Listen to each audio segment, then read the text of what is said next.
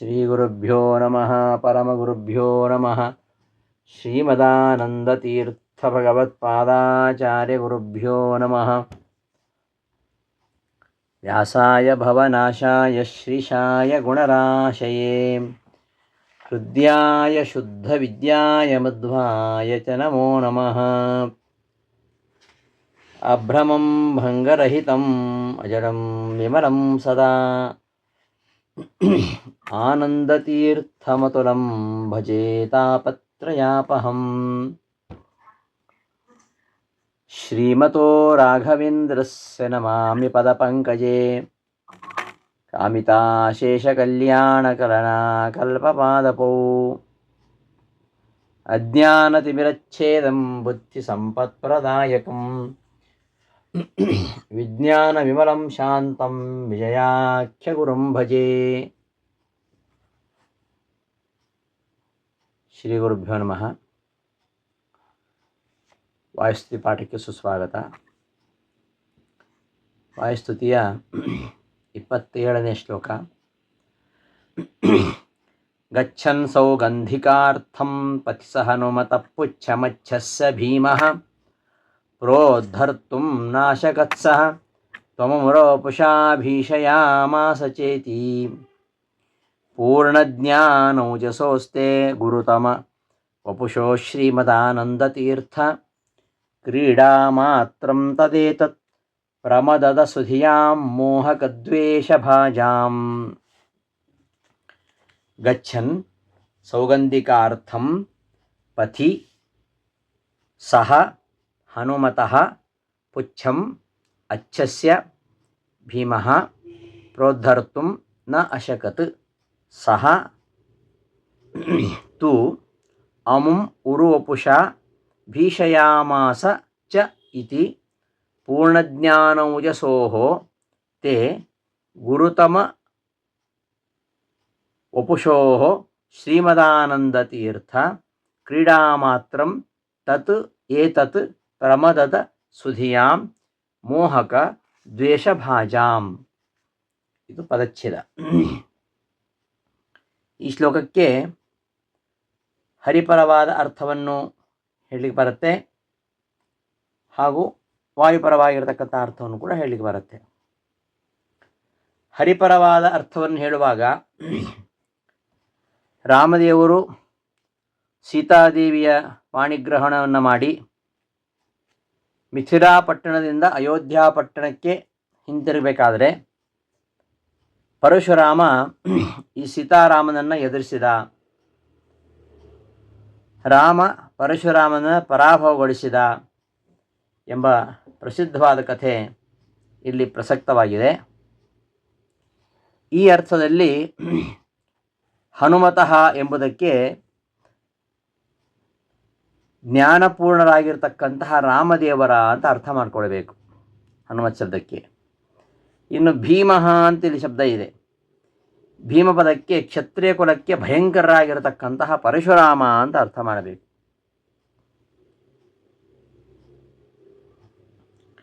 ಪಥಿ ಹನುಮತಃ ಪುಚ್ಛಂ ಭೀಮಃ ಪ್ರೋದ್ಧರ್ತುಂ ನ ಅಶಕತ್. ಅಂದರೆ ಮಿಥಿಲಾನಗರದಿಂದ ಅಯೋಧ್ಯೆಗೆ ಹಿಂತಿರುಗುವಾಗ ದಾರಿಯಲ್ಲಿ ಶ್ರೀರಾಮನನ್ನು ನಿಗ್ರಹಿಸಲಿಕ್ಕೆ ಪರಶುರಾಮನಿಗೆ ಸಾಧ್ಯವಾಗಲಿಲ್ಲ ಅಂತ. ಆ ರಾಮಚಂದ್ರ ಇವನನ್ನು ಅಂದರೆ ಪರಶುರಾಮನನ್ನು ವೈಷ್ಣವ ಧನಸ್ಸಿನಲ್ಲಿ ಬಾಣಪ್ರಯೋಗ ಮಾಡಿ ಹೆದರಿಸಿಬಿಟ್ಟ ಅಂತ.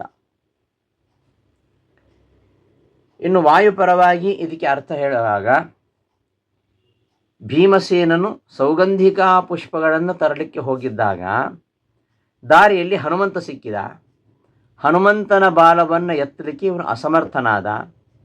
ಹನುಮಂತ ಇವನನ್ನು ಭೀಮನನ್ನು ದೊಡ್ಡ ರೂಪಧಾರಣ ಮಾಡಿ ಹೆದರಿಸಿಬಿಟ್ಟ. ಹೀಗೆ 2 ಪ್ರಸಂಗಗಳನ್ನು ನಾವು ಇಲ್ಲಿ ಅನುಸಂಧಾನ ಮಾಡ್ಕೊಳ್ಬೋದು.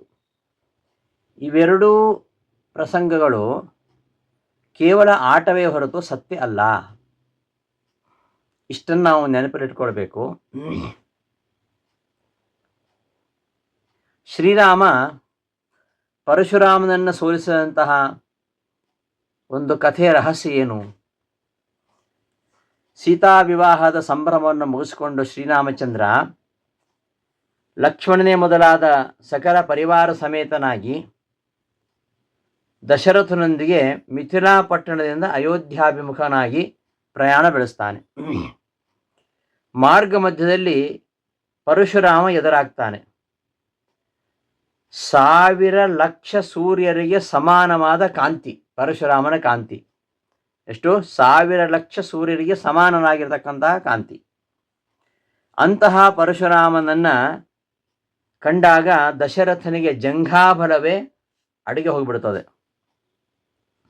ಆದರೆ ಪರಶುರಾಮ ಅಲ್ಲಿಗೆ ಬಂದಿದ್ದ ಉದ್ದೇಶ ಬೇರೆ.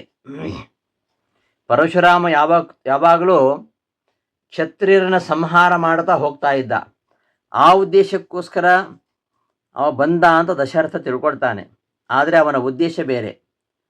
ರಾಮಚಂದ್ರನಿಗೂ ತನಗೂ ಇರತಕ್ಕಂತಹ ಅಭೇದವನ್ನು, ಅವರಿಬ್ಬರ ಮಧ್ಯೆ ಭೇದ ಇಲ್ಲ, ಅದನ್ನು ಲೋಕಕ್ಕೆಲ್ಲ ತಿಳಿಸಿಕೊಡ್ಲಿಕ್ಕೋಸ್ಕರವಾಗಿ ಅವನು ಅಲ್ಲಿಗೆ ಬಂದಿದ್ದಾನೆ. ಆದ ಕಾರಣ ಅವನು ಶ್ರೀರಾಮನನ್ನು ಯುದ್ಧಕ್ಕೆ ಕರೆಯುವಂತೆ ತೋರಿಸ್ತಾ ಹೇಳ್ತಾನೆ, ಹೇ ರಾಮಚಂದ್ರ, ನನ್ನ ಈ ಮಾತನ್ನು ಲಾಲಿಸು. ಹಿಂದೆ ಹರಿಹರರಲ್ಲಿ ಯಾರು ಬಲಿಷ್ಠರು ಎಂಬುದನ್ನು ಪರೀಕ್ಷೆ ಮಾಡಲಿಕ್ಕೋಸ್ಕರವಾಗಿ ಎಲ್ಲ ದೇವತೆಗಳು ಸೇರಿ 2 ಮಹಾಧನಸ್ಸುಗಳನ್ನು ತಯಾರು ಮಾಡ್ತಾರೆ. ಅವುಗಳ ದೊಡ್ಡದನ್ನು ವಿಷ್ಣು, ಚಿಕ್ಕದನ್ನು ಶಿವನು ಹಿಡಿದುಕೊಂಡು ಯುದ್ಧಕ್ಕೆ ನಿಲ್ತಾರೆ. ಆಗ ಶಿವ ಸರ್ವನಿಯಾಮಕನಾಗಿರತಕ್ಕಂತಹ ವಿಷ್ಣುವೊಂದಿಗೆ ಯುದ್ಧ ಮಾಡೋದಿರಲಿ, ಅವನ ಎದುರಿಗೆ ಕಣ್ಣು ತೆರೆದು ನಿಲ್ಲುವುದಕ್ಕೆ ಅವನಿಗೆ ಸಾಧ್ಯವಾಗುವುದಿಲ್ಲ. ಅದರಿಂದಲೇ ಎಲ್ಲ ದೇವತೆಗಳಿಗೂ ಶಿವನಿಗಿಂತ ವಿಷ್ಣು ಅಪರಿಮಿತ ಬಲಶಾಲಿ ಎಂಬುದು ಮನದಟ್ಟಾಗಿ ಹೋಯಿತು. ಆಗ ಕೊನೆಗೆ ಶಂಕರ ವಿಷ್ಣುವಿಗೆ ನಮಸ್ಕಾರ ಮಾಡಿ ಕೈಲಾಸಕ್ಕೆ ಹೋಗ್ತಾನೆ. ಹೇ ರಾಮಚಂದ್ರ, ಆ ಶಿವನು ಹಿಡಿದು ಯುದ್ಧ ಮಾಡಿದಂತಹ ಆ ಮಹಾಧನುಸ್ಸನ್ನೇ ಜನಕನಿಗೆ ಕೊಟ್ಟಿದ್ದಾನೆ. ಅವನು ತಪಸ್ಸಿನಿಂದ ಆ ಜನಕ ಆ ಒಂದು ಶಿವಧನಸ್ಸನ್ನು ಪಡೆದುಕೊಂಡಿದ್ದಾನೆ. ನೀನು ಆ ಶಿವಧನಸ್ಸನ್ನು ಭಂಗ ಮಾಡಿಯೇ ಇವತ್ತು ಜಾನಕಿಯನ್ನು ವರಿಸಿದ್ದೀಯಾ? ಇದು ನೋಡು, ನಾನು ಹಿಡಿದಿರ್ತಕ್ಕಂತಹ ಈ ಮಹಾಧನಸ್ಸೇ ಆಗ ವಿಷ್ಣು ಹಿಡಿದಿದ್ದಂತಹ ಮಹಾಧನಸ್ಸು. ಇದು ಶಿವನ ಆ ಮಹಾಧನಸ್ಸಿಗಿಂತ ಕೋಟಿ ಗುಣ ಉತ್ತಮವಾಗಿರುವಂಥದ್ದು. ಇದನ್ನು ವಿಷ್ಣುವಲ್ಲದೆ ಬೇರೆ ಯಾರೂ ಧರಿಸಲಿಕ್ಕೆ ಸಾಧ್ಯ ಇಲ್ಲ. ನೀನೇನೋ ಸೀತಾ ಸ್ವಯಂವರದಲ್ಲಿ ಶಿವಧನಸ್ಸನ್ನು ಭಂಗ ಮಾಡಿ ಬಂದಿದ್ದೀಯ. ಆದರೆ ಅಂತಹ ಶಿವನನ್ನು ಸೋಲಿಸಿದಂತಹ ಈ ಮಹಾಧನಸ್ಸು ಇದು ಅದಕ್ಕಿಂತಲೂ ಕೋಟಿ ಗುಣ ಉತ್ತಮವಾಗಿರುವಂಥದ್ದು. ಇದನ್ನು ವಿಷ್ಣು ಮಾತ್ರ ಧರಿಸಬಲ್ಲ. ನನ್ನ ಈ ಧನಸ್ಸನ್ನು ನೀನು ಕೊಡ್ತೇನೆ, ಹಿಡಿದುಕೊಂಡು ನೋಡು. ಇದನ್ನು ನೀನು ಹಿಡಿದು ಬಾಣ ಪ್ರಯೋಗ ಮಾಡಲು ಸಮರ್ಥನಾದರೆ ನೀನು ಸಾಕ್ಷಾತ್ ವಿಷ್ಣು ಎಂಬುದರಲ್ಲಿ ಯಾವ ಸಂದೇಹವೂ ಇಲ್ಲ. ಈ ಧನಸ್ಸು ಹಿಡಿದು ಬಾಣ ಪ್ರಯೋಗ ಮಾಡು ಅಂಥೇಳಿ ರಾಮನಿಗೆ ತಾನು ತಂದದ್ದ ಆ ಧನಸ್ಸನ್ನು ಪರಶುರಾಮ ಕೊಡ್ತಾನೆ. ಆ ಕ್ಷಣ ಶ್ರೀರಾಮ ಆ ಧನಸ್ಸನ್ನು ಅನಾಯಾಸವಾಗಿ ಹಿಡಿದುದಲ್ಲದೆ ಬಾಣವನ್ನು ಹೂಡಿ, ಈ ಬಾಣವನ್ನು ಯಾರ ಮೇಲೆ ಹೊಡೀಲಿ ಹೇಳು ಅಂತ ಪರಶುರಾಮನನ್ನು ಕೇಳ್ತಾನೆ. ಅದಕ್ಕೆ ಪರಶುರಾಮ ಹೇಳ್ತಾನೆ, ಎಲೈ ರಾಮ, ನೀನು ಈ ಮಹಾಧನಸ್ಸನ್ನು ನಿರಾಯಾಸವಾಗಿ ಹಿಡಿದ್ರಿಂದಲೇ ನೀನು ಸರ್ವೋತ್ತಮನಾಗಿರತಕ್ಕಂತಹ ನಾರಾಯಣನೇ ಆಗಿದ್ದೀಯಾ. ಇದರಲ್ಲಿ ಕಿಂಚಿತ್ತೂ ಸಂದೇಹ ಇಲ್ಲ. ಇನ್ನು ಹೂಡಿದ ಈ ಬಾಣವನ್ನು ನನ್ನಲ್ಲಿ ಸೇರಿಕೊಂಡಿರತಕ್ಕಂತಹ ಅತುಲನೆಂಬ ಮಹಾದೈತ್ಯನ ಮೇಲೆ ಹೂಡು. ಯಾಕೆಂದರೆ ಆ ದೈತ್ಯ, ಅತುಲ ಎಂಬ ದೈತ್ಯ ಹಿಂದೆ ಬ್ರಹ್ಮನ ವರದಿಂದ ಮಹಾಬಲಿಷ್ಠನಾಗಿದ್ದ.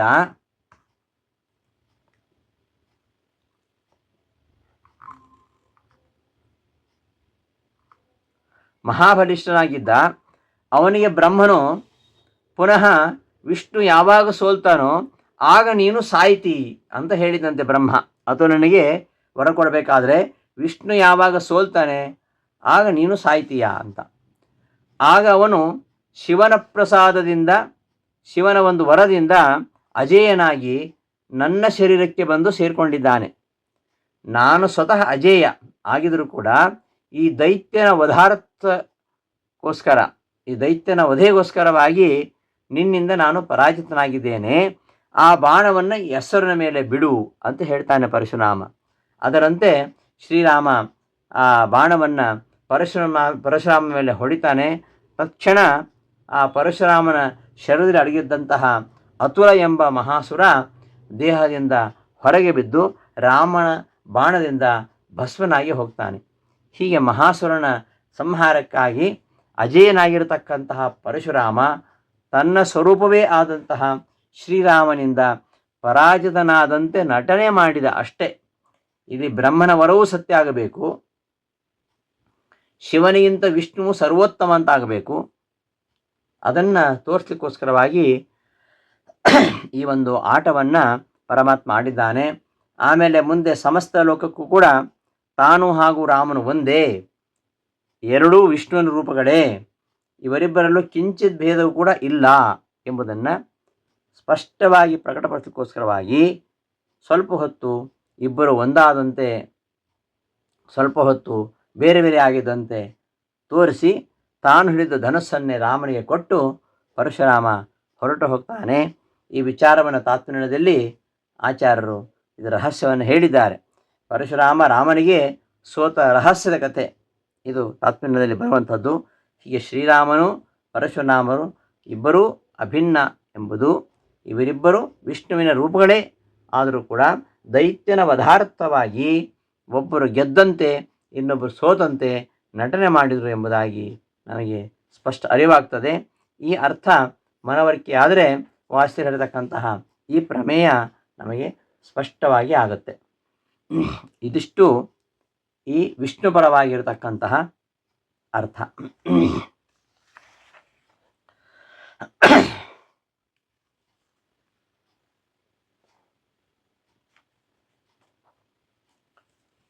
ಇನ್ನು ಸೌಗಂಧಿಕಾರ್ಥಂ, ರಾಮನ ಕಥೆಯಲ್ಲಿ ಸೌಗಂಧಿಕ ಏನು, ಹೇಗೆ ಇದು ಅನ್ವಯ? ಭೀಮನ ಪಕ್ಷದಲ್ಲಿ ಸೌಗಂಧಿಕ ಪುಷ್ಪ ತರಲಿಕ್ಕೆ ಭೀಮ ಹೋದ ಅಂತ, ಸೌಗಂಧಿಕ ಪುಷ್ಪಗಳನ್ನು ತರಲಿಕ್ಕೋಸ್ಕರವಾಗಿ ಭೀಮ ಹೋದ ಅಂತ. ಇಲ್ಲಿ ಸೌಗಂಧಿಕಂತೂ ಕಲ್ಹಾರಂ ಅಂತ ಅಭಿಧಾನ ಇದೆ. ಕಲ್ಹಾರ, ಸೌಗಂಧಿಕ ಅಂದರೆ ಕಲ್ಹಾರ. ಕಲ್ಹಾರ ಅದು ನೀರಿನಲ್ಲಿ ಬೆಳೀತಕ್ಕಂಥ ಒಂದು ಪುಷ್ಪ. ಇದು ಪಂಚವರ್ಣಾತ್ಮಕವಾಗಿರತಕ್ಕಂತಹ ಒಂದು ಸುಗಂಧಮಯವಾಗಿರತಕ್ಕಂಥ ಕುಸುಮ ಅಂತ ಹೇಳ್ತಾರೆ. ಮಹಾಭಾರತದಲ್ಲಿ ಇದು ಕುಬೇರನ ಒಂದು ತೋಟದಲ್ಲಿ ಬೆಳೆದಂತಹ ಒಂದು ಸುಗಂಧಮಯವಾಗಿರತಕ್ಕಂತಹ ಕಮಲದಂತಹ ಪುಷ್ಪ ಅಂತ ಮಹಾಭಾರತದಲ್ಲಿ ಹೇಳ್ತಾರೆ. ಮಹಾಭಾರತದ ಕಥೆಯನ್ನು ಆಚಾರ್ಯರು ತಾತ್ಪರ್ಯವನ್ನು ಚೆನ್ನಾಗಿ ಓದಿದರೆ, ನಮಗೆ ತಾತ್ಪರ್ಯ ಚೆನ್ನಾಗಿ ಓದಿದರೆ ಸೌಗಂಧಿಕ ಅನ್ನೋದು ಹಾಗಾದರೆ ಎರಡು ರೀತಿಯಾಗಿರತಕ್ಕಂತಹ ಪುಷ್ಪ ಅಂತ ನಮಗೆ ಗೊತ್ತಾಗತ್ತೆ.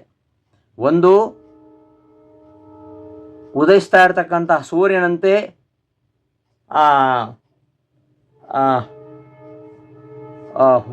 ಹೊಂಗೆಂಪು ಬಣ್ಣ, ಇದು ಗಂಧಮಾದನ ಪರ್ವತದಲ್ಲಿದ್ದಂತಹ ಕುಬೇರನ ಸರೋವರದಲ್ಲಿ ಬೆಳೆದಿರುವಂಥದ್ದು. ಇನ್ನೊಂದು ಸೌಗಂಧಿಕ ಪುಷ್ಪ, ಅದು 5 ರೀತಿಯ ಬಣ್ಣವುಳ್ಳದ್ದು.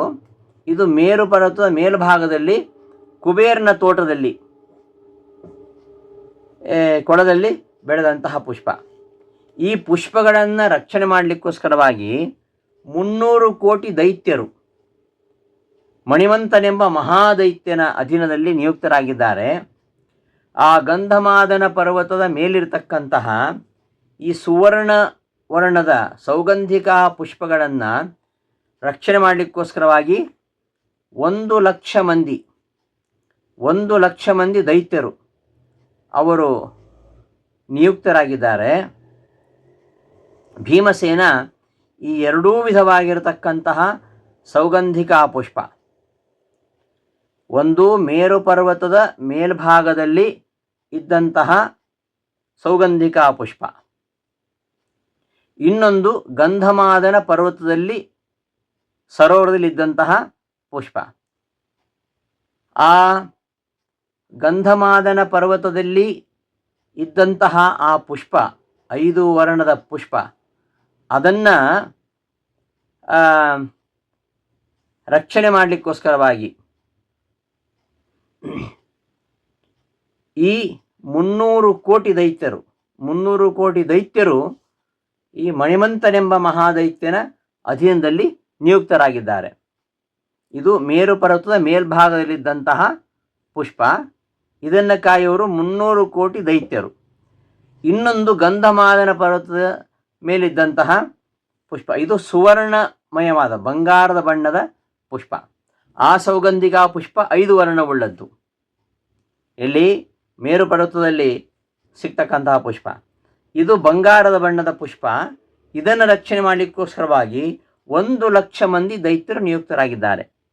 ಭೀಮಸೇನ ಈ ಎರಡೂ ವಿಧವಾಗಿರತಕ್ಕಂತಹ ಸೌಗಂಧಿಕಾ ಪುಷ್ಪಗಳನ್ನು ದ್ರೌಪದಿಗೆ ತಂದುಕೊಟ್ಟ ಅಂತ ಮಹಾಭಾರತ ಹೇಳುತ್ತೆ. ಇದು ಭೀಮನ ಪರವಾಗಿ ಅರ್ಥ ಹೇಳುವಾಗ ನಾವು ತಿಳ್ಕೊಳ್ಬೇಕಾಗಿರುವಂಥ ವಿಷಯ. ಇನ್ನು ಹರಿಪರವಾಗಿ ಹೇಳಬೇಕಾದ್ರೆ ರಾಮಾಯಣ ಕಾಲದಲ್ಲಿ ಸೀತೆಯಲ್ಲಿ ಕೇಳಿದ ಸೌಗಂಧಿಕಾ ಪುಷ್ಪ ಅಂದರೆ ಅಲ್ಲಿ ಹರಿಪರವಾಗಿ ನಾವು ಅರ್ಥ ಮಾಡಬೇಕಾದ್ರೆ ಸೌಗಂಧಿಕ ಅಂದರೆ ಸುಗಂಧಮಯವಾದ ಅಂತ ಅರ್ಥ ಅಷ್ಟೇ. ಸುಗಂಧಮಯವಾಗಿರತಕ್ಕಂತಹ ಪುಷ್ಪ ಸೌಗಂಧಿಕ ಪುಷ್ಪ ಅಲ್ಲ. ಸೌಗಂಧಿಕ ಅಂದರೆ ಸುಗಂಧಮಯವಾಗಿರತಕ್ಕಂತಹ ಪುಷ್ಪ. ಅದನ್ನು ತಂದುಕೊಟ್ಟ ಯಾರಿಗೆ? ಸೌಗಂಧಿಕಾರ್ಥಂ ಗಚ್ಚನ್ ಸೌಗಂಧಿಕಾರ್ಥಂ. ಸೌಗಂಧಿಕ ಅಂದರೆ ಯಾರು ಅಂದರೆ ಸೀತಾದೇವಿ. ಸೀತಾದೇವಿಗೆ ಸೌಗಂಧಿಕ ಅಂತ ಹೆಸರು. ಹೇಗೆ?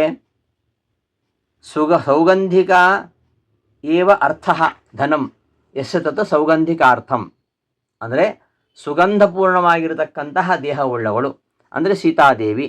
ಆ ಸೀತಾದೇವಿ ಎಂಬ ಅರ್ಥ ಸಂಪತ್ತು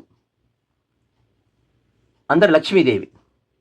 ಅವಳಿಗೋಸ್ಕರವಾಗಿ ಅವಳು ಸೌಗಂಧಿಕ. ಅದಕ್ಕೆ ಗಂಧದ್ವಾರಾಂ ದುರಾದರ್ಶಾಂ ಅಂತ ನಾವು ಹೇಳ್ತೇವೆ. ಗಂಧದ್ವಾರಾಂ ದುರಾದರ್ಶಾಂ ಶ್ರೀ ಸೂಕ್ತದಲ್ಲಿ ಹೇಳಿದ ಹಾಗೆ ಆ ಶ್ರುತಿಗೆ ಅನುಗುಣವಾಗಿ ಮಹಾಲಕ್ಷ್ಮಿ ಸೌಗಂಧಿಕ. ಸೌಗಂಧಮಯವಾಗಿರತಕ್ಕಂತಹ ಶರೀರವನ್ನು ಹೊಂದಿದವಳಾದ್ದರಿಂದ ಸೀತಾದೇವಿಗೆ ಸೌಗಂಧಿಕ ಅಂತ. ಸೌಗಂಧಿಕಾರ್ಥ ಅಂತಹ ಸೀತಾದೇವಿಗೋಸ್ಕರವಾಗಿ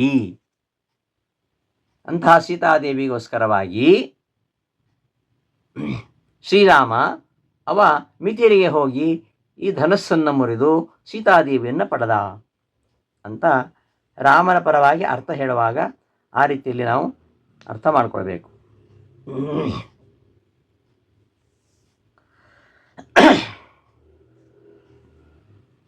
ಭೀಮನ ಪರವಾಗಿ ಹೇಳುವಾಗ ಅಲ್ಲಿ ಸೌಗಂಧಿಕಾ ಪುಷ್ಪ. ಇನ್ನು ಹನುಮತಃ ಅಂತಿದೆ.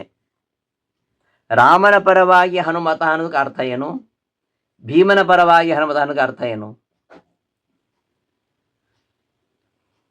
ಹನುಮತ ಅನ್ನೋದು ಷಷ್ಠಿ ಭಕ್ತಿ ಏಕವಚನ. ಭೀಮ ಪರವಾಗಿ ಇಟ್ಕೊಂಡಾಗ ಹನುಮಂತನ ಅಂತ ಅರ್ಥ.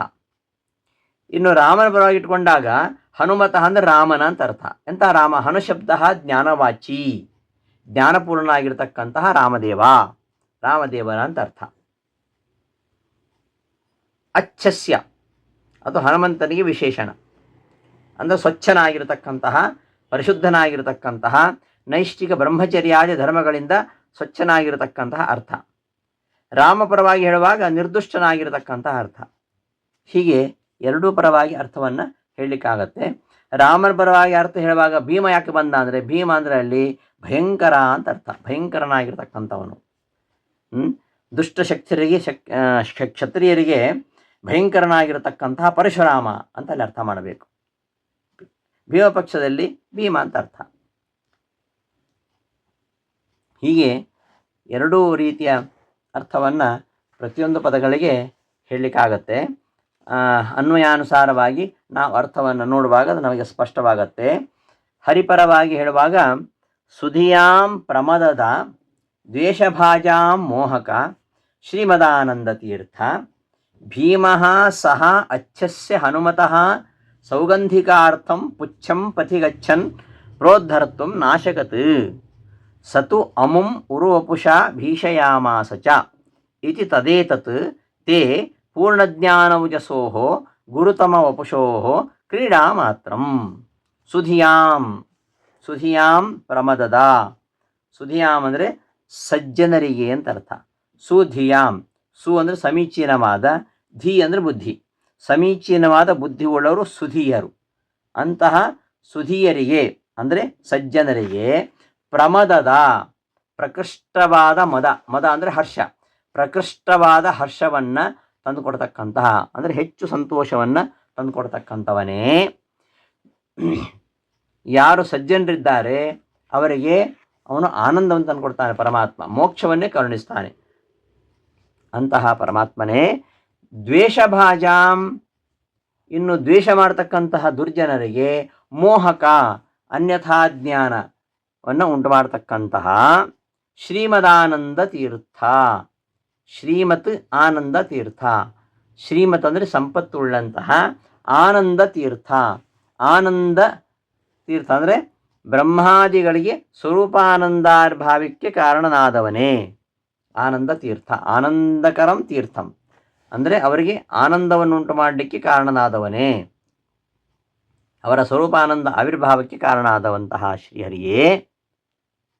ಭೀಮಃ ಭಯಂಕರನಾದ, ಸಹ ಆ ಪರಶುರಾಮನು, ಅಚ್ಛಸ್ಯ ನಿರ್ದುಷ್ಟನಾದ, ಹನುಮತಃ ರಾಮನಲ್ಲಿ ಯಾವ ದೋಷಗಳು ಇಲ್ಲ ಅಂತಹ ನಿರ್ದುಷ್ಟನಾದ, ಹನುಮತಃ ಜ್ಞಾನಪೂರ್ಣನಾಗಿರತಕ್ಕಂತಹ, ಸೌಗಂಧಿಕಾರ್ಥಂ ಪುಚ್ಛಂ ಪಥಿ ಗಚ್ಚನ್, ಸೌಗಂಧಿಕಾರ್ಥಂ ಅಂದರೆ ಸೌಗಂಧಿಕೆಗೋಸ್ಕರವಾಗಿ ಸುಗಂಧಪೂರ್ಣವಾದ ದೇಹವುಳ್ಳ ಸೀತಾದೇವಿಯ ಸಮೇತನಾದ ಪುಚ್ಛಂ ಪುಚ್ಛಾಖ್ಯ ಅವಯವಭೂತನಾಗಿರತಕ್ಕಂತಹ ಶ್ರೀರಾಮಚಂದ್ರನನ್ನು ಅಂದರೆ ಸೀತಾ ಸಮೇತನಾಗಿ ಇರತಕ್ಕಂತಹ ಶ್ರೀರಾಮನನ್ನು ಅಂತ ಅರ್ಥ. ಹನುಮತಃ ಜ್ಞಾನಪೂರ್ಣನಾದ, ಸೌಗಂಧಿಕಾರ್ಥಂ ಸೀತಾದಿಗೋಸ್ಕರವಾಗಿ, ಅಚ್ಛಂ ಪುಚ್ಛಂ ಪುಚ್ಛಾಖ್ಯವಾದ ಅವಯವಭೂತನಾಗಿರತಕ್ಕಂತಹ ರಾಮಚಂದ್ರನನ್ನು ಹೊಂದಿದವನ ಯಾರು? ಪರಶುರಾಮ. ಪರಶುರಾಮನು ನಿರ್ದುಷ್ಟನಾಗಿರತಕ್ಕಂತಹ ರಾಮನ ಅಂಥ ರಾಮ ಸೌಗಂಧಿಕಾರ್ಥಂ ಅಂದರೆ ಸೀತಾದೇವಿ ಸಮೇತನಾಗಿರತಕ್ಕಂತಹ, ಪುಚ್ಛಂ ಅವಯವಭೂತನಾಗಿರತಕ್ಕಂತಹ ರಾಮನನ್ನು ಪಥಿ ದಾರಿಯಲ್ಲಿ ಹೋಗ್ತಾ ಕಂಡ. ಮಿಥಿಲಾಪಟ್ಟಣದ ಅಯೋಧ್ಯೆ ಹೋಗ್ತಾ ಪಥಿ ದಾರಿಯಲ್ಲಿ ಗಚ್ಚನ್ ಹೊಂದಿದವನಾಗಿ ಎದುರುಗೊಂಡವನಾಗಿ, ಪ್ರೋದ್ಧರ್ತುಂ ಅವನನ್ನು ನಿಗ್ರಹಿಸುವುದಕ್ಕೆ ಸೋಲಿಸುವುದಕ್ಕೆ ನ ಅಶಕತ್ ಪರಶುರಾಮನು ಸಮರ್ಥನಾಗಲಿಲ್ಲ. ಸತು ಆ ರಾಮಚಂದ್ರನಾದರೂ ಅಮುಂ ಈ ಹಿಂದೆ ಪ್ರಸಕ್ತನಾಗಿರತಕ್ಕಂಥ ಈ ಪರಶುರಾಮನನ್ನು ಉರುವಪುಷ ಉರುವಪುಷ ರಾಮದೇವರ ಪರೀಕ್ಷೆಗೋಸ್ಕರವಾಗಿ ಪರಶುರಾಮ ಅವನ ಕೈ ಕೊಟ್ಟಿದ್ದಾನೆ. ಅಂತಹ ದೊಡ್ಡದಾಗಿರತಕ್ಕಂತಹ ಕೋಟಿ ಗುಣ ಉತ್ತಮವಾಗಿರತಕ್ಕಂತಹ ವಪುಷ ಆಕಾರವುಳ್ಳ ಧನಸ್ಸಿನ ನಿಮಿತ್ತ ಮಾಡಿ, ಭೀಷಯಾಮಾಸ ಚ ಹೆದರಿಸಿಯೂ ಬಿಟ್ಟನು. ಇತಿ ತದೇತತ್ ಹೀಗೆಂಬ ಯಾವ ಜನಗರ ಹೇಳಿಕೆ ಇದೆಯೋ ಅದು ತೇ ನಿನ್ನ ಪೂರ್ಣಜ್ಞಾನೌಚ ಸೋಹೋ ಅಪರಿಚ್ಛಿನ್ನವಾದ ಜ್ಞಾನ ಆನಂದ ಬಲಾದಿ ಸ್ವರೂಪವುಳ್ಳಂತಹ ಗುರುತಮ ವಪುಷೋಹೋ ಅತ್ಯಂತ ಶ್ರೇಷ್ಠವಾದ ಅವತಾರಭೂತ ಆಗಿರತಕ್ಕಂತಹ ರಾಮಚಂದ್ರ ಹಾಗೂ ಪರಶುರಾಮ ಎಂಬ ಎರಡು ರೂಪಗಳ ಕ್ರೀಡಾ ಮಾತ್ರಂ ಕೇವಲ ನಟನೆ ಹೊರತು ವಾಸ್ತವಿಕವಾದ ಸಂಗತಿ ಅಲ್ಲ ಅಂತ ಪದಗಳ ಅರ್ಥ. ಪರಮಾತ್ಮನ ವ್ಯಾಪಾರ ಅಚಿಂತ್ಯ ಅದ್ಭುತ. ಅದರಿಂದ ಅವುಗಳ ರಹಸ್ಯಗಳನ್ನು ಅರಿತುಕೊಳ್ಳೋದು ಸಾಮಾನ್ಯರಿಗೆ ಕಷ್ಟವೇ. ಶ್ರೀಮದಾಚಾರ್ಯರಂತಹ ಜ್ಞಾನಿಗಳು ನಮಗೆ ತಿಳಿಸ್ಕೊಡದೆ ಹೋದರೆ ನಮಗೆ ವಾಸ್ತವಿಕ ಸಂಗತಿ ಏನಂತ ಗೊತ್ತಾಗೋದೇ ಇಲ್ಲ. ರಾಮನಿಂದ ಪರಶುರಾಮ ಸೋತ ಅಂತ ತಿಳ್ಕೊಂಡ್ಬಿಡ್ತೇವೆ ನಾವು. ಶ್ರೀರಾಮ ಪರಶುರಾಮನನ್ನು ಭೇಟಿಯಾಗಿ ರಾಮನಿಂದ ಪರಾಜಿತನಾದ ಎಂಬ ಸಂಗತಿ ಇದು ಒಂದು ವಿಚಿತ್ರವಾದ ಅದ್ಭುತವಾದ ಸಂಗತಿ. ರಾಮನೂ ಪರಶುರಾಮನೂ ಇಬ್ಬರೂ ಕೂಡ ವಿಷ್ಣುವಿನ ಅವತಾರಗಳೇ. ಇಬ್ಬರಲ್ಲಿ ಪರಸ್ಪರ ಭೇದ ಇಲ್ಲ. ಭೇದ ಇಲ್ಲದಿದ್ರೂ ಕೂಡ ಭಿನ್ನ ಭಿನ್ನರಾಗಿಯೇ ಕಾಣಿಸ್ತಾ ಇದ್ದಾರೆ. ಶ್ರೀರಾಮ ಕ್ಷತ್ರಿಯ, ಚಿಕ್ಕ ವಯಸ್ಸಿನವ, ಆಗ ತಾನೇ ಸೀತಾಸಮೇತನಾಗಿದ್ದಾನೆ. ಪರಶುರಾಮ ಅವನು ಬ್ರಾಹ್ಮಣ, ಋಷಿಕುಮಾರ, ವಯಸ್ಸಾದವನು, ಒಬ್ಬಂಟಿಗ, ಕೋಪಿಷ್ಠನಂತೆ ಕಾಣಿಸ್ತಾ ಇದ್ದಾನೆ. ಪರಶುರಾಮ ರಾಮನ ಶಕ್ತಿಯನ್ನು ಪರೀಕ್ಷಿಸಲಿಕ್ಕೋಸ್ಕರ ಎಂಬಂತೆ ಅವನನ್ನು ಯುದ್ಧಕ್ಕೆ ಕರೀತಾನೆ. ನಿನಗೆ ಶಕ್ತಿ ಇದ್ದರೆ ಈ ಧನಸ್ಸನ್ನು ಹಿಡಿದು ನನ್ನ ಮೇಲೆ ಬಾಣ ಹೂಡಿ ನೋಡೋಣ ಅಂತ. ರಾಮನು ಸಹ ಧನಸಂಧಾನ ಮಾಡಿ ಬಾಣವನ್ನು ಹೊಡೆದೇ ಬಿಡ್ತಾನೆ. ಪರಶುರಾಮ ಸೋತು ಹೋಗ್ತಾನೆ. ಆದರೆ ಇದೆಲ್ಲ ಪರಶುರಾಮನಲ್ಲಿ ಅಡಗಿಕೊಂಡದ್ತಹ ಅತುಲೆಂಬ ಮಹಾ ರಾಕ್ಷಸನ ವಧೆಯಾಗಿ ಹೂಡಿದಂತಹ ಆಟವೇ ಹೊರತು ಈ ಎರಡು ವಿಷ್ಣು ರೂಪಗಳ ನಡುವಿನ ಸೋಲು ಗೆಲುವು ಅಲ್ಲ. ಪರಶುರಾಮ ಧನಸ್ಸನ್ನು ಕೊಟ್ಟಿದ್ದಾದರೂ ಯಾಕೆ ಅಂದರೆ ಶ್ರೀರಾಮ ಸಾಕ್ಷಾತ್ ವಿಷ್ಣುವೇ ಆಗಿದ್ದಾನೆ ಎಂಬುದನ್ನು ಪ್ರಕಟಿಸಲಿಕ್ಕೆ ಹೊರತು ಸ್ಪರ್ಧೆ ನಿಮಿತ್ತ ಅಲ್ಲ ಎಂಬ ವಿಚಾರವನ್ನು, ಇವರಿಬ್ಬರ ಯುದ್ಧದ ರಹಸ್ಯವನ್ನು ಶ್ರೀಮದಾಚಾರ್ಯರು ತಾತ್ಪರ್ಯದಲ್ಲಿ ನಿರೂಪಣೆ ಮಾಡ್ತಾರೆ. ಅಲ್ಲಪ್ಪ, ಯಾಕೆ ಇದು ಆಟ, ಹೀಗೆಲ್ಲ ಆಟ ಯಾಕೆ ಆಡಬೇಕು ಅಂದರೆ, ಅವನು ಲೀಲಾಮಾನುಷ ವಿಗ್ರಹ ಪರಮಾತ್ಮ. ಅವನು ಸ್ವತಂತ್ರ, ಸಜ್ಜನರಿಗೆ ತೋರಿಸ್ಕೊಡ್ತಾನೆ. ಅದರಿಂದ ಸಜ್ಜನರಿಗೆ ತುಂಬ ಆನಂದ ಆಗತ್ತೆ.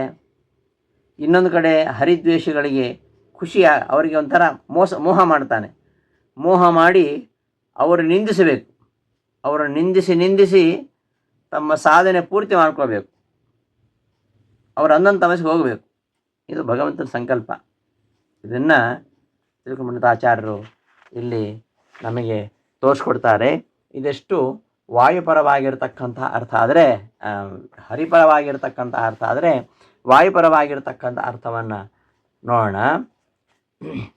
ಸೌಗಂಧಿಕಾರ್ಥಂ, ಕುಬೇರನ ಹೂದೋಟದಲ್ಲಿ ಬೆಳೆದಿದ್ದ ಕಮಲ ಸದೃಶವಾದ ಪಂಚವರ್ಣದ ಹೂವುಗಳನ್ನು ತರೋದಕ್ಕೋಸ್ಕರವಾಗಿ ಗಚ್ಚನ್, ಕುಬೇರನ ಹೂದೋಟಕ್ಕೆ ಹೋಗುತ್ತಾ, ಸಹ ಭೀಮಃ, ಆ ಭೀಮಸೇನನು ಪಥಿ ದಾರಿಯಲ್ಲಿ ಅಡ್ಡಲಾಗಿ ಸಿಕ್ಕಿದ್ದಂತಹ ಅಚ್ಛಸ್ಯ, ಸ್ವಚ್ಛನಾಗಿರತಕ್ಕಂತಹ ನೈಷ್ಠಿಕ ಬ್ರಹ್ಮಚರ್ಯಾದಿ ಧರ್ಮಗಳಿಂದ ಪರಿಶುದ್ಧನಾಗಿರತಕ್ಕಂತಹ ಹನುಮತಃ, ಹನುಮಂತನ ಪುಚ್ಛಂ, ಬಾಯವನ್ನು ಪ್ರೋದ್ಧರ್ತುಂ, ಎತ್ತಿ ದಾಟುವಾಗ,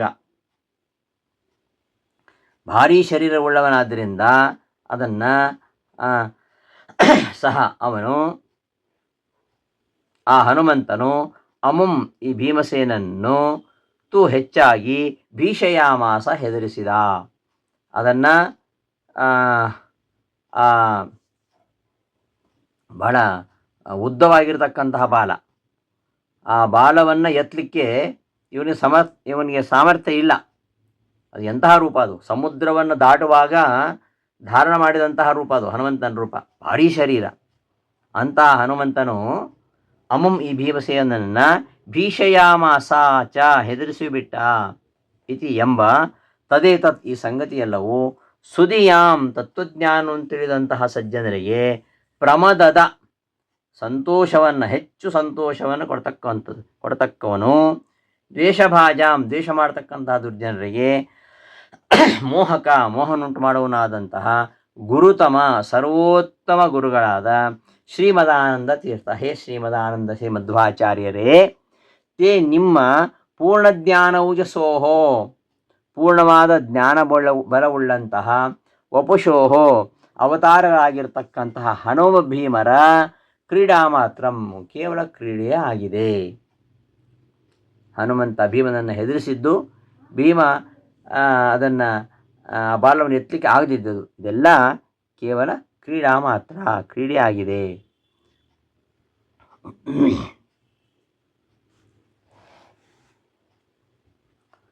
ಹೀಗೆ ವಾಯುಪರವಾದ ಅರ್ಥ ಮತ್ತು ಹರಿಪರವಾದ ಅರ್ಥ, ವಾಯುಪರವಾಗಿರತಕ್ಕಂಥ ಅರ್ಥ, ಇದೆರಡನ್ನು ಕೂಡ ಇಲ್ಲಿ ನಿರೂಪಿಸ್ತಾರೆ.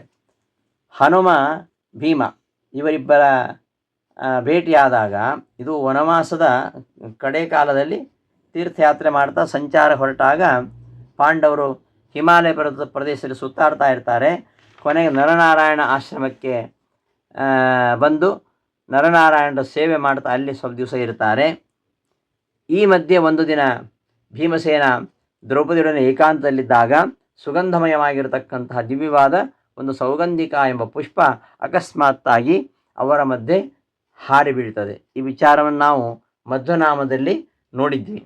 ಮಧ್ವನಾಮ ಅದು ಕನ್ನಡದ ವಾಯುಸ್ತುತಿ ಅಂತ ಹೇಳ್ತೀವಲ್ಲ, ಇಲ್ಲಿ ಬರ್ತಕ್ಕಂಥ ವಿಚಾರ ಎಲ್ಲ ಅಲ್ಲಿ ಬಂದಿರುವಂಥದ್ದೇ.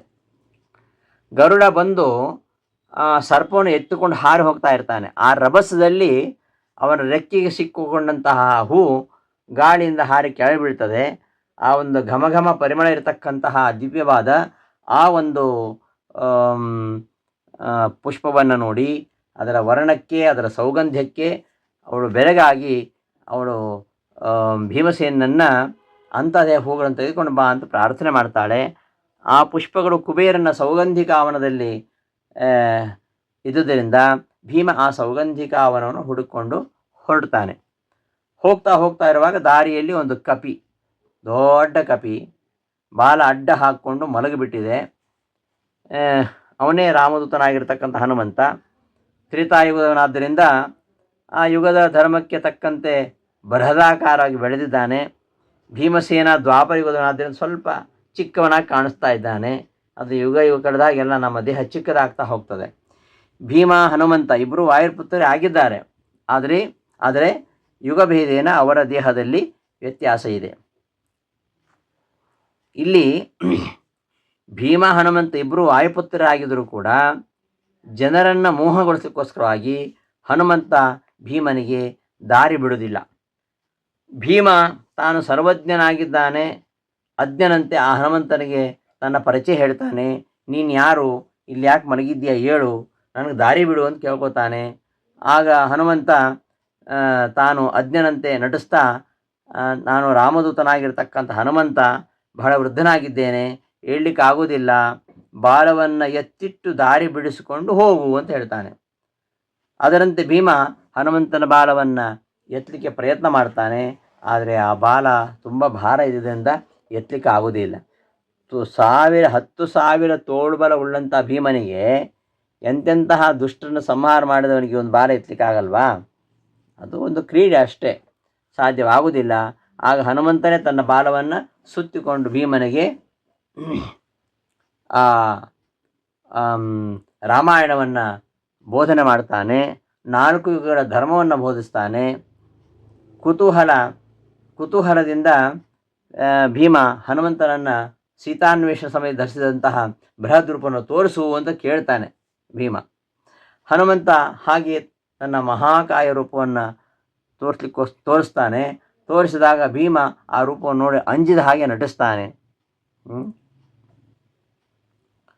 ಆಮೇಲೆ ನನ್ನ ತಮ್ಮ ಅರ್ಜುನ ಅವನ ಧ್ವಜದಲ್ಲಿ ನೀನು ಬಂದು ಇರು, ನಿನ್ನ ಗರ್ಜನೆಯಿಂದ ಶತ್ರುಗಳೆಲ್ಲ ಪರಾಭವಗೊಳ್ಳಬೇಕು, ಆ ರೀತಿಯಲ್ಲಿ ನೀನು ಗರ್ಜನೆ ಮಾಡಬೇಕು ಅಂತ ಆಂಜನೇಯನ ಪ್ರಾರ್ಥನೆ ಮಾಡ್ತಾನೆ. ಹನುಮಂತ ಅದಕ್ಕೆ ಒಪ್ಪಿಗೆ ಕೊಡ್ತಾನೆ. ಅನಂತರ ಅವನಿಗೆ ನಮಸ್ಕಾರ ಮಾಡಿ ಮುಂದೆ ಹೊರಟು ಹೋಗ್ತಾನೆ ಎಂಬ ವಿಚಾರ ಮಹಾಭಾರತದ ವನಪರ್ವದಲ್ಲಿ 149ನೇ ಅಧ್ಯಾಯದಲ್ಲಿ ಈ ವೃತ್ತಾಂತ ಬರ್ತದೆ. ಈ ಹನುಮಂತ ಮತ್ತು ಭೀಮ ಇವರಿಬ್ಬರು ವಾಯುದೇವರೇ, ಆದರೂ ಕೂಡ ಇಬ್ಬರು ಅಜ್ಞರ ಹಾಗೆ ನಡೆದುಕೊಂಡದ್ದು. ಆಮೇಲೆ ಒಬ್ಬನು ಸ್ಥೂಲಕಾಯ, ಇನ್ನೊಬ್ಬ ತದಪೇಕ್ಷೆ ಚಿಕ್ಕವ. ಇದೆಲ್ಲ ಆಶ್ಚರ್ಯಕರವಾಗಿರತಕ್ಕಂತಹ ಸಂಗತಿಗಳಲ್ಲ. ಏಕೆಂದರೆ ಪರೋಕ್ಷ ಪ್ರಿಯಾಹಿ ದೇವಾಹ, ದೇವತೆಗಳು ಮನುಷ್ಯರಾಗಿ ಅವತಾರ ಮಾಡಿದಾಗ ಮನುಷ್ಯರ ಹಾಗೆ ವರ್ತಿಸ್ತಾರೆ ಹೊರತು ಅವರು ತಮ್ಮ ಮೂಲ ರೂಪದ ಶಕ್ತಿಯಾದಿಗಳನ್ನು ಜ್ಞಾನಗಳನ್ನು ಅವರು ಪ್ರಕಟಗೊಳಿಸೋದಿಲ್ಲ. ಅದೇ ಅವರಿಗೆ ಪ್ರಿಯವಾಗಿರುವಂಥದ್ದು. ಧರ್ಮೋ ದೇವಾನಾಂ ಪರಮೋ ಮಾನುಷತ್ವೇ ಸ್ವೀಯೇ ರೂಪೇಪಿ ಅನ್ಯದೇವ ವೃತ್ತಿ ಅಂತ. ದೇವತೆಗಳು ಮನುಷ್ಯರಾಗಿ ಅವತಾರ ಮಾಡಿದಾಗ ಮನುಷ್ಯರ ಹಾಗೆ ನಡೆದುಕೊಳ್ಳುವುದೇ ಅವರಿಗೆ ಪರಮಧರ್ಮ. ತಮ್ಮ ರೂಪವನ್ನೇ ಕಂಡರೂ ಕೂಡ ಬೇರೆ ರೂಪ ಕಂಡರೆ ಹೇಗೆ ನಡ್ಕೊಳ್ಬೇಕು ಹಾಗೆ ಅವರು ವರ್ತಿಸ್ತಾರೆ. ಅಲ್ಲದೆ ಸರ್ವೇ ಗುಣಾ ಆವೃತಾ ಮಾನುಷತ್ವೇ ಅಂತ ಒಂದು ಮಾತಿದೆ. ಮನುಷ್ಯ ರೂಪಕ್ಕೆ ಬಂದಾಗ ಆ ಮನುಷ್ಯ ರೂಪಕ್ಕೆ ತಕ್ಕಂತೆ, ಯುಗಕ್ಕೆ ತಕ್ಕಂತೆ ರೂಪಾದಿ ಸಕಲ ಗುಣಗಳು ಅಭಿವ್ಯಕ್ತವಾಗದೆ ಗುಪ್ತವಾಗಿ ಉಳಿಬೋದು ಅವರಲ್ಲಿ. ಆದ್ದರಿಂದ ಭೀಮ ಮತ್ತು ಹನುಮಂತ ಇಬ್ಬರು ಭೇಟಿಯಾದಾಗ ಒಬ್ಬರನ್ನೊಬ್ಬರು ಗುರುತಿಸೋದಕ್ಕೆ ಪ್ರತಿಯಾಗಿ ಸ್ವೀಯೇ ರೂಪೇಪಿ ಅನ್ಯವತ್, ಅಂದರೆ ಇಬ್ಬರು ಅಪರಿಚಿತರಂತೆ ನಡ್ಕೊಳ್ತಾರೆ. ಒಬ್ಬ ಮಹಾಸಮರ್ಥನಂತೆ ಇನ್ನೊಬ್ಬ ಅಸಮರ್ಥನಂತೆ ತೋರಿಸಿಕೊಂಡು, ಇದೆಲ್ಲ ಆಟ, ಇದು ಅಸುರರ ಮೋಹನಾರ್ಥವಾಗಿ ಮಾಡಿರುವಂಥದ್ದು ಎಂಬುದಾಗಿ ಶ್ರೀಮದಾಚಾರ್ಯರು ಸ್ಪಷ್ಟವಾಗಿ ಹೇಳ್ತಾರೆ. ಅದನ್ನೇ ಮೋಹಕ ದ್ವೇಷ ಭಾಜಾಂ, ಇಲ್ಲಿ ತಿಳ್ಕೊಂಡಿದ್ದ ಆಚಾರ್ಯರು ದ್ವೇಷಭಾಜ ಮೋಹಕ, ಅಸುರರ ಮೋಹನಕ್ಕೋಸ್ಕರವಾಗಿ ವಾಯುದೇವರು 2 ರೂಪಗಳಿಂದ ಒಂದು ಕ್ರೀಡೆ ಆಡಿದರೆ ಅದನ್ನೇ ಹೇಳ್ತಾ ಇದ್ದಾರೆ. ನೀನು ದ್ವೇಷಭಾಜ ಮೋಹಕ, ನಿನ್ನನ್ನು ದ್ವೇಷ ಮಾಡ್ತಕ್ಕಂತಹ ದೈತ್ಯರಿಗೆ ಮೋಹನ ಉಂಟು ಮಾಡ್ತಕ್ಕಂಥವನು ಎಂಬ ಈ ಒಂದು ವಿಶೇಷಣಗಳಿಂದ ಈ ವೃತ್ತಾಂತವನ್ನು ಇಲ್ಲಿ ಸಂಗ್ರಹಿಸ್ತಾ ಇದ್ದಾರೆ. ಈ ಮನುಷ್ಯ ಲೋಕದಲ್ಲಿ ಮನುಷ್ಯನಾಗಿ ಅವತಾರ ಮಾಡಿದ ಮೇಲೆ ಪರಮಾತ್ಮನೇ ಆಗಲಿ, ಲಕ್ಷ್ಮಿಯಾಗಲಿ, ವಾಯುದೇವರಾಗಲಿ, ಯಾವುದೇ ದೇವತೆಗಳಾಗಲಿ ಅವರು ಮನುಷ್ಯರಂತೆ ವರ್ತಿಸಬೇಕು. ಮರ್ತ್ಯಾವತಾರ ಖಲು ಮರ್ತ್ಯ ಶಿಕ್ಷಣ, ತಾವು ದೇವತೆಗಳು ಅಂತ ಅದನ್ನು ಯಾವತ್ತೂ ಅವರು ಪ್ರಕಟಿಸಬಾರದು. ಇದು ಅವತಾರದ ರಹಸ್ಯ, ಅದೇ ಅವರಿಗೆ ಧರ್ಮ ಅಂತ ಹೇಳ್ತಾರೆ. ಹೀಗೆ ಶ್ರೀಹರಿ ತಾನು ರಾಮಕೃಷ್ಣಾದಿ ಅವತಾರವನ್ನು ಧರಿಸಿದಾಗ ಅವನು ಮನುಷ್ಯರಂತೆಯೇ ನಡೆದುಕೊಂಡ ಹೊರತು ಎಲ್ಲಿ ಕೂಡ ದೇವರನ್ನು ತೋರಿಸ್ಕೊಳ್ಳಿಲ್ಲ. ರಾಮನಾದಾಗ ವಿಶ್ವಾಮಿತ್ರನ ಶಿಷ್ಯನಾದ, ಸೀತೆಯನ್ನು ಹುಡುಕಾಡಿದ, ಸಾಮಾನ್ಯ ಮನುಷ್ಯರಂತೆ ಎಲ್ಲವನ್ನು ತಿಳಿದವನಾದರೂ ಕೂಡ ವಿಲಾಪ ಮಾಡಿದ, ರಾವಣನ ಕೊಲ್ಲಲಿಕ್ಕೆ ಕಪಿಗಳ ಸಹಾಯ ಪಡೆದ. ಕಪಿಗಳ ಸಹಾಯ ಅವಶ್ಯಕತೆ ಇತ್ತ ಅವನಿಗೆ? ಇಲ್ಲ, ಅವ ಸರ್ವಶಕ್ತ, ಯಾರ ಸಹಾಯ ಅವನಿಗೆ ಬೇಕಾಗಿಲ್ಲ. ಇವೆಲ್ಲ ನಾವು ರಾಮಾಯಣದಲ್ಲಿ ನೋಡ್ತೇವೆ. ಹಾಗೆಯೇ ಕೃಷ್ಣನಾಗಿ ಅವತಾರ ಮಾಡಿದ, ಬಲರಾಮನ ತಮ್ಮನಂತೆ ವರ್ತಿಸಿದ, ಬೆಣ್ಣೆ ಕದ್ದ, ಗೋವುಗಳನ್ನು ಕಾಯ್ದ, ಎಲ್ಲವೂ ಮಾನುಷ ಧರ್ಮಗಳು. ಕೃಷ್ಣ, ವೇದವ್ಯಾಸ, ಪರಶುರಾಮ ಈ 3 ವಿಷ್ಣು ರೂಪಗಳೇ ಆದರೂ ಕೂಡ ಕ್ಷತ್ರಿಯ ಬ್ರಾಹ್ಮಣಾದಿ ವರ್ಣದಿಂದ ಮಾತ್ರವಲ್ಲದೆ ವ್ಯವಹಾರದಲ್ಲಿ ಕೂಡ 3 ಬೇರೆ ಬೇರೆಯಾಗಿ ವರ್ತಿಸಿದರೆ ಹೊರತು ಯಾವತ್ತೂ ತಾನು ಹರಿ ಅಂತ ತೋರಿಸ್ಕೊಳ್ಳಲಿಲ್ಲ. ಹೀಗೆ ಶ್ರೀಹರಿಯ ವಿಷಯವೇ ಹೀಗಿರಬೇಕಾದರೆ ಇನ್ನು ಮಿಕ್ಕ ದೇವತೆಗಳು ಈ ಧರ್ಮಕ್ಕೆ ಒಂದು ಒಳಪಟ್ಟಿರ್ತಾರೆ. ಆದ್ದರಿಂದ ಆ ಧರ್ಮಕ್ಕೆ ಒಳಪಟ್ಟಿದ್ದರಿಂದ ಹನುಮಂತನಾಗಲಿ ಭೀಮನಾಗಲಿ ತಾವಿಬ್ಬರು ಒಂದೇ ಅಂತ ತೋರಿಸ್ಕೊಳ್ಳಿಲ್ಲ. ಇಬ್ಬರು ವಾಯುಪುತ್ರರೇ ಅಂತ ಹೇಳ್ಕೊಳ್ತಾರಾದರೂ ಕೂಡ ಹನುಮಂತ ಅಣ್ಣನಂತೆ, ಭೀಮ ತಮ್ಮನಂತೆ ವರ್ತಿಸಿದ್ದನ್ನು ನಾವು ಆ ಒಂದು ಸಂದರ್ಭದಲ್ಲಿ ಕಾಣ್ತೇವೆ. ಹೀಗೆ ಇಷ್ಟು ವಿಚಾರಗಳನ್ನು ಇಲ್ಲಿ ನಾವು ಅನುಸಂಧಾನ ಮಾಡಿಕೊಳ್ಬೋದು.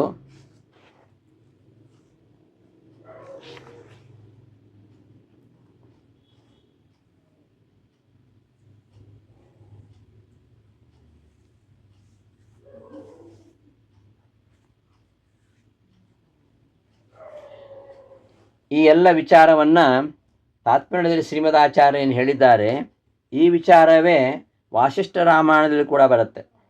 ವಾಸಿಷ್ಠ ರಾಮಾಯಣದ ವ್ಯಾಖ್ಯಾನಕಾರರು ಆ ಶ್ಲೋಕಗಳನ್ನೇ ಅಲ್ಲಿ ಅರ್ಥಸಹಿತವಾಗಿ ಕೊಟ್ಟಿದ್ದಾರೆ. ಅಷ್ಟಾವಿಂಶೇ ದ್ವಾಪರೇತು ಕದಾಚಿತ್ ಸ್ವೇಚ್ಛೆಯಾ ಹರಿಹಿ ಗಂಧಮಾದನ ಮಾಸಾದ್ಯ ಶಿಷ್ಯೇ ಕದಲಿಕಾಮನೆ ತದಾ ದ್ಯೂತಜಿತಾ ಪಾರ್ಥಾ ವನವಾಸಾಯ ದೀಕ್ಷಿತಾ ವನೇಶು ವಿಚರಂತೋ ವೈ ತೀರ್ಥಯಾತ್ರಾಂ ಪ್ರಚಕ್ರರೆ ಇತ್ಯಾದಿ ಶ್ಲೋಕಗಳಿಂದ ವಾಸಿಷ್ಠ ರಾಮಾಯಣದಲ್ಲಿ ಏನು ವಿಚಾರ ಬರುತ್ತೆ ಅದನ್ನೇ ಇಲ್ಲಿ ನಮ್ಮ ಮುಂದೆ ಇಟ್ಟಿದ್ದಾರೆ. ಆ ಎಲ್ಲ ವಾಸಿಷ್ಠ ರಾಮಾಯಣದ ವೃತ್ತಾಂತ ಅದು ಈ ಹನುಮ ಭೀಮರ ಸಂಭಾಷಣೆ ಏನಿದೆ ಅದನ್ನು ತುಂಬ ಚೆನ್ನಾಗಿ ಅಲ್ಲಿ ನಿರೂಪಣೆ ಮಾಡಿದ್ದಾರೆ. ಕಸ್ತುಂ ವಾನರ ಶಾರ್ದೂಲ ದೇಹಿ ಮಾರ್ಗಂ ಮಮಾಚರಂ ಇತ್ಯುಕ್ತೋ ಹನುಮಾನ್ ಪ್ರಾಹ ನಾಹಂ ಮಾರ್ಗ ನಿರೋಧಕಃ ಮತ್ಪುಚ್ಛಃ ಮಾರ್ಗಮಾವೃತ್ಯ ವರ್ತತೆ ನರಸತ್ತಮ ಅಹಂ ರಾಮಸ್ಯ ದಾಸೋ ವೈ ಹನುಮಾನಿತಿ ವಿಶ್ರುತಃ ಪೂಜಯನ್ ರಘುನಾಥಸ್ಯ ಪ್ರತಿಮಾಂ ಇಷ್ಟದಾಯಿನೀಂ ವಸಾಮಿ ಸಂಗಾಯನ್ ಯಶೋರಾಮಸ್ಯ ನಿರ್ಮಲಂ ಅಂತ ಹೇಳ್ತಾನೆ. ಹೇ ಕಪೀಶ್ವರ, ನೀನು ಯಾರು? ನನಗೆ ಬೇಗ ದಾರಿ ಬಿಟ್ಕೊಡು ಅಂತ ಕೇಳ್ತಾನೆ ಭೀಮ. ಆಗ ಕಪಿ ಹೇಳ್ತಾನೆ, ಹನುಮಂತ ಹೇಳ್ತಾನೆ, ನಾನು ನಿನ್ನ ದಾರಿಗೆ ಅಡ್ಡ ಬಂದಿಲ್ಲ, ನೀನು ನನ್ನ ಬಾಲ ಮಾತ್ರ ಅಡ್ಡ ಬಿದ್ದಿದೆ. ಆ ಬಾಲವನ್ನು ಎತ್ತು, ನಾನು ರಾಮನ ದೂತ ಹನುಮಂತ, ಆ ಬಾಲವನ್ನು ಸರಿಸಿ ನೀನು ಹೋಗು ಅಂತ ಹೇಳ್ತಾನೆ. ರಾಮನ ಪೂಜೆಯನ್ನು ಮಾಡ್ತಾ, ರಾಮನ ಪ್ರತಿಮೆಯನ್ನು ಪೂಜಿಸ್ತಾ ಅವನ ನಿರ್ಮಲವಾಗಿರ್ತಕ್ಕಂತಹ ಕೀರ್ತಿಯನ್ನು ಗಾನ ಮಾಡುತ್ತಾ ಈ ಭೂಲೋಕದಲ್ಲಿ ವಾಸ ಮಾಡಿದ್ದೇನೆ ಅಂತ ಹೇಳ್ತಾನೆ. ನೀನು ಯಾರು ನರಶ್ರೇಷ್ಠ, ನೀನು ಯಾರು? ಕಸ್ತಂ ಬ್ರೂಹಿ ನರಶ್ರೇಷ್ಠ ಕಿಮರ್ಥಂ ತಮಿಹಾಗತಃ ಉಚ್ಛೋದ್ಧರಣ ಶಕ್ತಿ ಹಿಮೆ ನಾಸ್ತಿ ವೃದ್ಧತಮೋ ಯತಃ. ನೀನು ಯಾರು? ನೀನು ಯಾಕೆ ಇಲ್ಲಿಗೆ ಬಂದು? ನಾನು ಬಹಳ ಮುದುಕನಾಗಿ ಬಿಟ್ಟಿದ್ದೇನೆ, ಆದ್ದರಿಂದ ನನಗೆ ನನ್ನ ಬಾಲವನ್ನು ಎತ್ತಲಿಕ್ಕೆ ಶಕ್ತಿ ಇಲ್ಲ. ಆದ್ದರಿಂದ ಉದ್ಧತ್ಯ ಪುಚ್ಛಂ ಯಾಹಿತ್ವಂ, ನೀನೇ ಸಾಧ್ಯವಾದರೆ ಈ ನನ್ನ ಬಾಲವನ್ನು ಎತ್ತಿಟ್ಟು ದಾರಿ ಬಿಡಿಸ್ಕೊಂಡು ಹೋಗು ಅಂತ ಹನುಮಂತ ಹೇಳ್ತಾನೆ. ಹನುಮಂತನ ಮಾತನ್ನು ಕೇಳಿ ಅವ ಹೇಳ್ತಾನೆ ಭೀಮ, ನಾನು ಭರತ ಕುಲೋತ್ಪನ್ನ, ನಾನು ಭೀಮಸೇನ ಅಂತ ಹೇಳ್ತಾನೆ. ಅಹಂ ಭಾರತ ವಂಶೀಯ ಭೀಮಸೇನ ಇತಿ ಶ್ರುತಃ ಅಂತ ಪರಿಚಯ ಮಾಡಿಕೊಡ್ತಾನೆ. ಹೀಗೆ ಹನುಮಂತನಿಗೆ ಹೇಳಿ ಅವನು ಬಾಲವನ್ನು ಎತ್ತಲಿಕ್ಕೆ ಪ್ರಯತ್ನ ಮಾಡ್ತಾನೆ. ಆದರೆ ಅವನು ನಶಶಾಕ ತದೋದ್ಧರ್ತು ತತ್ಪುಚ್ಛಂ ಪಾಂಡುನಂದನ. ಭೀಮನಿಗೆ ಆ ಒಂದು ಪುಚ್ಛವನ್ನು ಎತ್ತಲಿಕ್ಕೆ ಆಗೋದಿಲ್ಲ, ಎಷ್ಟು ಪ್ರಯತ್ನ ಪಟ್ಟರೂ ಸಾಧ್ಯವಾಗಲಿಲ್ಲ. ಆಗ ಭೀಮನಿಗೆ ಆಶ್ಚರ್ಯ ಆಯಿತು. ಆಗ ಹನುಮಂತ ಭಯಂಕರವಾದ ದೊಡ್ಡ ರೂಪವನ್ನು ಧಾರಣ ಮಾಡ್ತಾನೆ, ಭೀಮನನ್ನು ಹೆದರಿಸ್ತಾನೆ. ಹೀಗೆ ಅವರಿಬ್ಬರ ಈ ಒಂದು ಕ್ರೀಡಾರೂಪವಾಗಿರತಕ್ಕಂಥ ಸಂವಾದ ಇದು ವಾಸಿಷ್ಠರ ರಾಮಾಯಣದಲ್ಲೂ ಕೂಡ ಬರುತ್ತೆ. ಅಲ್ಲಿ ಕ್ರೀಡಾ ಮಾತ್ರಂ ತದೇತತ್ ಅಂತ ಹಿಂದೆ ಬಂತಲ್ಲ, ಕ್ರೀಡಾ ಮಾತ್ರಂ ತದೇತತ್ ಪ್ರಮದದ ಸುಧಿಯಾಂ ಮೋಹಕದ್ವೇಷ ಭಾಜಾಂ. ಇದೆಲ್ಲ ಒಂದು ದುಷ್ಟರಿಗೆ ಮೋಹ ಮಾಡಲಿಕ್ಕೋಸ್ಕರವಾಗಿ ಈ ಸೌಗಂಧಿಕಾಹರಣ. ಮತ್ತು ಸೌಗಂಧಿಕಾಹರಣದ ಮುಖ್ಯ ಉದ್ದೇಶ ಅಲ್ಲಿ ಮಣಮಂತನೇ ಮೊದಲಾದ ದೈತ್ಯರ ವಧೆ ಆಗಬೇಕಾಗಿದೆ, ಅದು ಮುಖ್ಯ ಉದ್ದೇಶ. ಆ ವಿಚಾರ ಮಣಿಮಂತಾದಿ ದೈತ್ಯರ ಸಂಹಾರದ ವಿಚಾರ ಅದು ಮುಂದೆ ಬರುತ್ತೆ. ಇದೇ ಸೌಗಂಧಿಕಾಹರಣ ಮಾಡಲಿಕ್ಕೆ ಹೋದಾಗ ಮಣಿಮಂತಾದಿಗಳನ್ನು ಸಂಹಾರ ಮಾಡತಕ್ಕಂಥ ವಿಚಾರ ಮುಂದೆ ಬಹ್ವಿ ಕೋಟಿ ರಟೀಕಃ ಕುಟಿಲ ಕಟುಮತಿ ಕಟ ಟೋಪಕೋಪಾನ್ ಆ ಶ್ಲೋಕದಲ್ಲಿ ಆ ಒಂದು ಪದ್ಯದಲ್ಲಿ ನಿರೂಪಣೆ ಮಾಡ್ತಾರೆ. ಆ ಒಂದು ಪದ್ಯದ ಅರ್ಥವನ್ನು ಮುಂದಿನ ಪಾಠದಲ್ಲಿ ನೋಡೋಣ ಅಂತ ಹೇಳ್ತಾ ಈ ದಿನದ ಪಾಠವನ್ನು ಸಮಾಪ್ತಿಗೊಳಿಸ್ತೇನೆ. ಶ್ರೀಕೃಷ್ಣ ಅರ್ಪಣಮಸ್ತು. ಧನ್ಯವಾದಗಳು.